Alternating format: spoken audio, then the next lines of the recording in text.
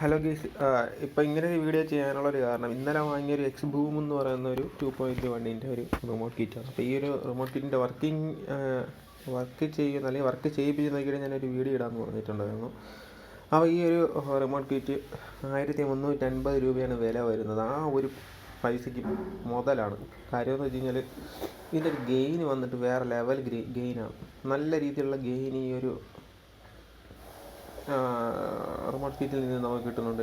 ടെക്കിൻ്റെ remote കിറ്റിനെ കാട്ടി D ടെക്കിൻ്റെ remote kit പൊതുവെ gain കുറവാണ്. ഈ ടെക്കിൻ്റെയും ഒക്കെ റിമോട്ട് കിറ്റിനെ കാട്ടി ഒരു അല്പം കൂടെ ഗെയിൻ നമുക്ക് നല്ല രീതിയിൽ ഇതിൽ നിന്നും കിട്ടുന്നുണ്ട്. പിന്നെ നോയ്സായിട്ട് അങ്ങനെ വലിയ നോയ്സ് ഒന്നും പറയാൻ പറ്റത്തില്ല. ചെറിയൊരു നോയ്സ് ഉണ്ട്. ആ ഒരു നോയ്സ് വയറിങ്ങിൻ്റെ ഒരു പ്രശ്നമാണ്. അതായത് ഇതിലേക്ക് കൊടുക്കുന്ന ഇൻപുട്ട്, ഈ ഒരു ബ്ലൂടൂത്തിൽ നിന്ന് ഇതിലൊരു ഇൻപുട്ട് കൊടുക്കുന്നുണ്ടല്ലോ, ആ ഒരു വയറിങ് ഒരു സ്ലീവ് വയറോ പക്ക വയറിങ് ഒക്കെ ആണെന്നുണ്ടെങ്കിൽ ഒരു നോയ്സും വരില്ല. ഇപ്പോൾ ഈ ഒരു മോഡ് മാറ്റി കഴിഞ്ഞാൽ നമ്മളിപ്പം ഈ ഇൻപുട്ട് മോഡ് മാറ്റി കഴിഞ്ഞാൽ ഇതിൽ നിന്നൊരു നോയ്സും വരുന്നില്ല. അപ്പോൾ അതിൻ്റെ അർത്ഥം എന്ന് വെച്ച് കഴിഞ്ഞാൽ റിമോട്ട് കിറ്റിൻ്റെ സൈഡിൽ നിന്ന് നോയ്സ് ആയിട്ടൊന്നും ഇല്ല. നമ്മൾ കൊടുക്കുന്ന ഇൻപുട്ട് കറക്റ്റ് ആണെന്നുണ്ടെങ്കിൽ നോയ്സ് വരത്തില്ല. ബാക്കി ഇതിൻ്റെ ബാസ്, ട്രബിൾ, മിഡ് എല്ലാം അത്ര ഭയങ്കര ഹൈ ആയിട്ടൊന്നും ഈ കിടന്ന് ഇതാവുന്ന രീതിയിലുള്ള സ്റ്റാൻഡേർഡ് രീതിയിലാണ്.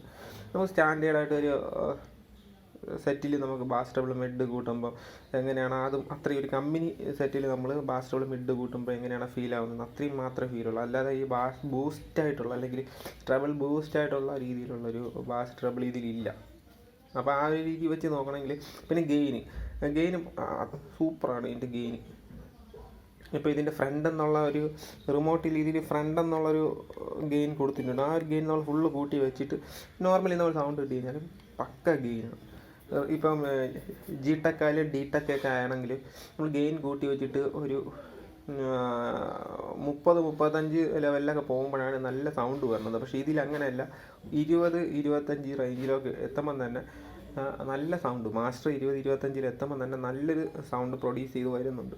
അപ്പോൾ ആ ഒരു ഇത് വെച്ച് നോക്കുമ്പോൾ പിന്നെ ഇതിൽ സ്വിച്ച് പ്രസ് ചെയ്താൽ മാത്രമേ ഡിസ്പ്ലേ വരത്തുള്ളൂ. അങ്ങനത്തെ കാര്യം അതും കൊള്ളാം. പിന്നെ ഇൻപുട്ട് സെലക്ട് ചെയ്യുന്നതിനനുസരിച്ച് ഇതിൻ്റെ ഓട്ടോമാറ്റിക് ബ്ലൂടൂത്ത് ഒക്കെ ഓട്ടോമാറ്റിക് ഓൺ ആവും. അപ്പോൾ അങ്ങനെയുള്ള നല്ല കാര്യങ്ങളൊക്കെ ഉണ്ട്. പിന്നെ വയറിങ് പക്കയാണെന്നുണ്ടെങ്കിൽ ഇതിൽ നോയ്സ് വരത്തില്ല. വയറിങ് പക്കയായിരിക്കണം, അല്ലെങ്കിൽ ഏതെങ്കിലും ചെറിയ രീതിയിലുള്ള നോയ്സ് വരാനുള്ള ചാൻസ് ഉണ്ട്. അത് റിമോട്ട് കിറ്റിൻ്റെ ഭാഗത്തുള്ള പ്രശ്നമായിട്ട് കണ്ട, അത് നമ്മുടെ ഭാഗത്ത് ഒരു കുറ്റമായിട്ട് കണ്ടാൽ മതി. റിമോട്ട് കിറ്റ് സൈഡ് പക്കയാണ്. പിന്നെ ഞാൻ പറഞ്ഞ പോലെ ഇതിൻ്റെ ഈ വയേഴ്സ്, അവർ ഉപയോഗിച്ചിരിക്കുന്ന വയേഴ്സ് കുറച്ചുകൂടെ ക്വാളിറ്റി കൂട്ടിയിരുന്നെങ്കിൽ കൊള്ളായിരുന്നു എന്ന് എനിക്ക് തോന്നി. എന്നുള്ളതല്ലാതെ ബാക്കിയുള്ള എല്ലാ കാര്യങ്ങളും ഓക്കെയാണ്.